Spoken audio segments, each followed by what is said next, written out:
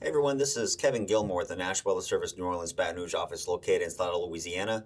We're going to do a early morning video update about the chance for severe weather later today into tonight and for the risk of flash flooding.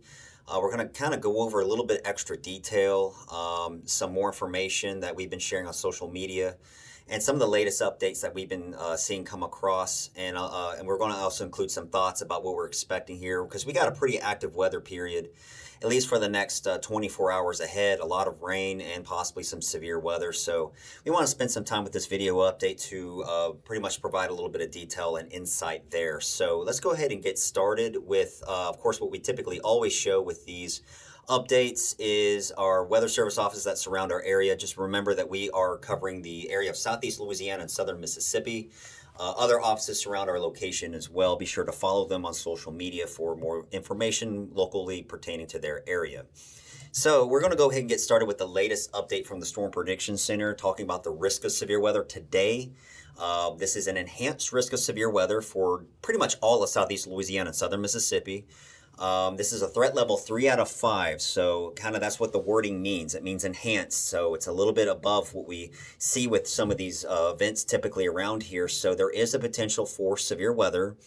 And we're going to talk a little bit more about timing coming here, but getting more into the specifics. So we just want to say that the threats include damaging winds, tornadoes, and large hail, as well as that flooding rain. So that's what we mean by, if you've seen us say all modes of severe weather, that means pretty much all those you see there are those threats. The one that's a little bit highest there are tornadoes and damaging winds as well, and flooding rain, which is pretty much the main risk here as we get in through this with the system. So getting a little more detail about the flash flooding risk. Pretty much we've been saying this for a few days now, of around 2 to 4, now around 2 to 5 inches of rainfall across the area with locally higher amounts possible. And some of the model guides we've been seeing has shown some swaths of 5 to 6 plus inches possible. And it's going to lead to flash flooding. Even though we're in a drought, we've been having these progressive weather systems, and our soils are saturated, so it could flood quickly, especially given the fact that this is going to be some excessive rainfall with some of these storms as well. A lot of rainfall being dumped a very short amount of time. That's what we mean by very intense rainfall rates. So a lot of intense rainfall over a short amount of time will lead to some flash flooding concerns here. Again, this is pretty much for the whole area. It's really hard for us to pinpoint a specific area. We are seeing a little bit more of a stronger indication for flash flooding for areas pretty much from New Orleans down to Lafayette and on north, but we don't want to really exclude anyone, as the flash flood risk is pretty much for the whole area. And because of that, we do have a flash flood watch in effect. That's for the entire area, going up to portions of Mississippi as well. This will go all the way through 9 a.m. Tuesday morning, following the system exiting towards the east. Also, outside of any rain and storms today, it's going to be windy. We're going to see winds pick up from the southeast later this morning, especially as we get into late morning into the afternoon hours. And then even extending into the overnight when the front passes going into the day on Tuesday. So it's got a lot of wind coming up. Just caution is advised. Be sure to secure loose items so nothing flies away outside. Just make sure. Use caution if you're traveling, especially across area bridges. Again, we do have a high wind warning in effect for coastal areas. That's due to winds, possibly wind gusts as high as 50 to 55 miles per hour along the coast, just because winds are going to be whipping right off the water and right into the coast. So we get a little bit further inland. That's where we're talking about more around the range of 35 to 45 mile per hour winds. Still very windy, but that's where we have a wind advisory in effect for inland areas. And for marine areas, too, it's going to be extremely windy, even windier out across the waters. That's what we see there in your impacts and safety. That's severe boating conditions, because we do have a gale warning for Lake Borgne, Lake Pontchartrain, and Lake Maurepas, and a storm warning for all Gulf waters. So we're talking about, for the gale warning, we're talking about for the storm warning, 25 to 35 knot winds with gusts up to 55 knots and seas 12 to 17 feet. So very dangerous waves and seas, very dangerous strong winds across all waters. But we will see conditions get a little bit better towards late Tuesday. Waves will be coming down as we get into Wednesday as well. And with that strong south to southeasterly flow, it will be piling up water against the coastal areas. So we do have a coastal flood advisory and even a coastal flood warning for coastal Hancock County due to elevated tides. And from what we've been seeing, we're expecting around 2 to 4 feet inundation during high tide cycle later today. So we may be dealing with some flooding concerns, and this goes all the way into portions of Lake Pontchartrain as well. So caution is advised for those living across coastal areas. Now we're going to talk about the specifics with the timing. This is quite the complicated system. There could be multiple rounds. So that's why we've been showing this graphic, which is round 1. It's going to be from a warm front advancing from the southwest with storms increasing with coverage towards the northeast later this afternoon and into the evening hours. That could be our first round of severe weather. And then we'll have another round of severe weather likely later tonight. This will be later this evening into tonight, with a squall line that comes in from the west, materializes and strengthens as it continues to the east. Also be aware that we may see some what's called cellular development out ahead of the main line, which typically with those, the threats include the threat for tornadoes. And that threat is looking like, from what the guidance we've been looking at, is showing more coastal Mississippi. But be advised that could be anywhere in and around that circled region where we could see some cells developing out ahead of the line. And again, tornadoes are going to be the main threat there. But even with the line itself, as it races from west to east later tonight, there could be some damaging winds and some spin-up tornadoes along that line as well. So we'll talk about the precautions and the safeties that you should be taking later here in this presentation. So again, this is an overnight risk, so that it's especially for what we would say is worrisome for people to make sure you get the warning should they be required. Now this is model guidance. This is simulated radar reflectivity. We're going to go through this roughly every 3 hours starting at 9 a.m. this morning. This is computer model guidance that pretty much predicts what the radar is going to look like in the future. So Louisiana is in the center of the map that you see on the left, surrounded by the Gulf of Mexico to the south. And starting at 9 o'clock, we have a warm front to our southwest where we'll be monitoring widespread showers and thunderstorms developing. And we'll be continuing to spread up towards the northeast. And we'll have a few showers around. We've already seen some light showers and drizzle on radar early this morning, and we'll see that increasing as the system becomes more organized off towards our west. But as we get into noon today, now the area you see there is circled, that's area 1. That's where we're going to see a deeper, what we call more widespread, stronger thunderstorm development off the coast of South Louisiana, associated with that warm front racing off towards the northeast. And you see that we're already seeing some showers and maybe some embedded thunderstorms around noon later today. But the main deal here is going to be activity will be increasing in intensity and coverage to our southwest, and that will be advancing up towards the northeast.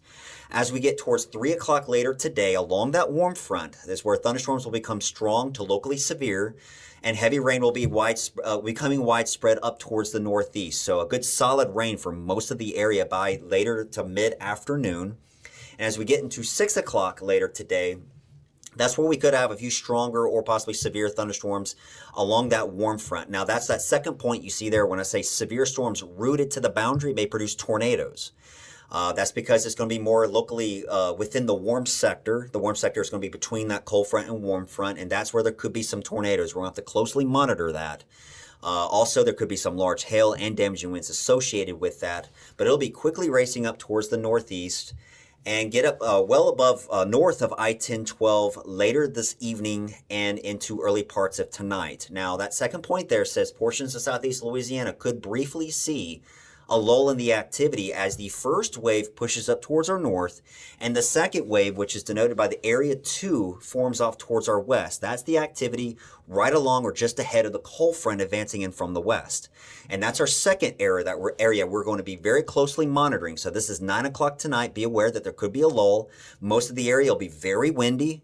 And we'll see this advancing off towards the east. And by midnight tonight, area 2, that's where we're going to be seeing the chance of damaging winds and tornadoes. And be advised, too, with that first round dumping a lot of rainfall, and then we have a second round dumping a lot of rainfall, that could further increase the risk of flash flooding.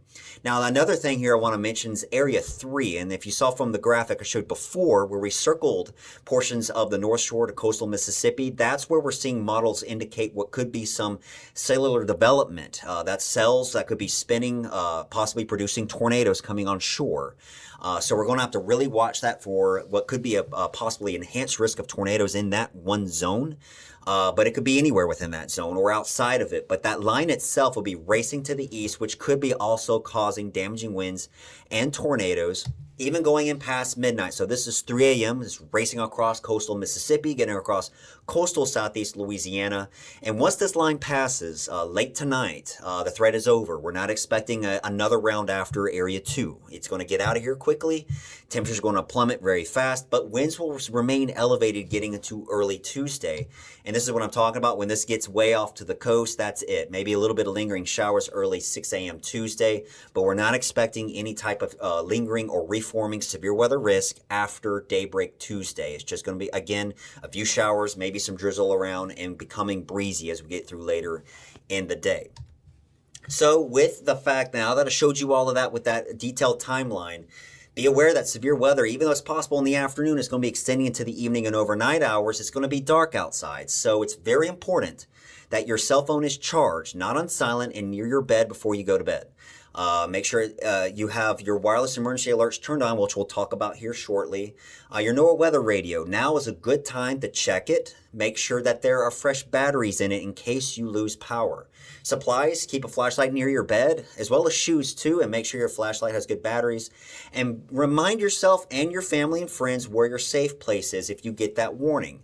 Have that plan when your phone goes off or your weather radio goes off or you see that warning. Take action. Make sure you get to your location safely, stay there, and wait until the threat passes. A little bit extra detail about wireless emergency alerts. If you do not know how to access this, Google is your friend. You can look it up online, or here is a kind of a quick diagram showing you if you happen to have a common iPhone. You go to settings, into notifications, and you go to the very bottom. You'll see where you see your alerts. It's going to be under emergency alerts. And then you'll see emergency alerts, make sure they are turned on. So this is kind of a quick, easy way to make sure that those alerts are on and you get that warning later tonight. Know where to go if you get that warning when sheltering from a tornado. If you do not have a basement, where do you go? Small room, lowest floor, near the center, away from windows. These two graphics on the left show you basically what happens when a tornado strikes your home sometimes. A tornado of this strength demolished the house but left the center of the house untouched. So that's why it's important you go from the center of the house. Put as many walls between you and the outside as possible. And once the threat passes, go about your night, go back to bed. Just make sure that if you get that warning again, you know exactly what to do. So we'll pretty much end it there with this video update. We'll be passing more information along on social media and updating our webpage as well.